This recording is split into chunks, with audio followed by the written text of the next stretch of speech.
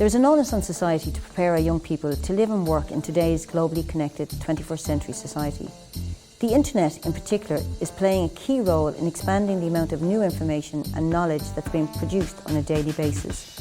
For example, in the time that you're watching this, over 500,000 new email messages will have been sent. Consequently, the emphasis is not on knowing information, but being able to access it, interpret it, analyse it and evaluate it. So how do we prepare young people to live in this rapidly changing world? Many countries are already aware of this challenge and are reimagining and transforming their education systems to better prepare their young people for this new reality. Besides the information explosion, our world is facing many major challenges such as climate change, potential shortages of energy, food, water, along with ethnic tensions in many parts of the world. This ever-changing world will require our children to solve these complex problems, and unfortunately they will not be able to find the answers in a textbook or from taking a standardised test.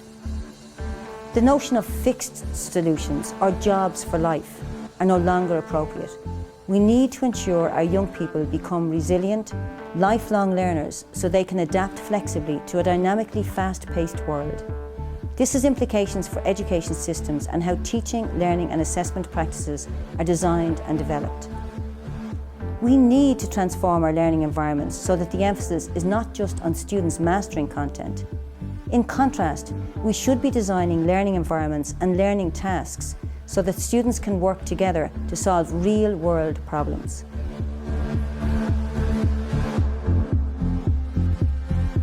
This change of role is complex and requires educational systems to engage in reform initiatives so they can prepare young people for today's 21st century society. One of the main drivers for this change is in the world of work.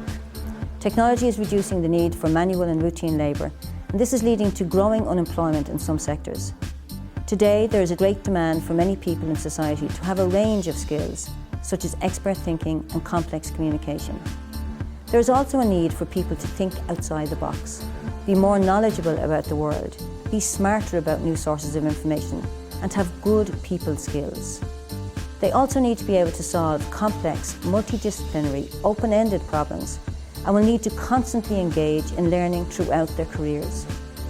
Many companies today expect young people not only to have core content knowledge and be high academic achievers, but in addition to have these 21st century skills. There's a growing realisation across many countries globally that our current school systems are not fit for purpose, and we need to reimagine them for today's reality. We need to move away from a model of individuality in our school systems to one of collaborative inquiry. There is also a recognition that young people today have been born into a digital world where the internet and digital tools are all pervasive. Young people use these tools in their daily lives outside school, but there's often limited use within schools. We urgently need to develop supportive eco-cultures of learning across our school systems, where teachers design learning tasks so that students can use digital tools to engage in meaningful learning activities while also enabling 21st century skills development.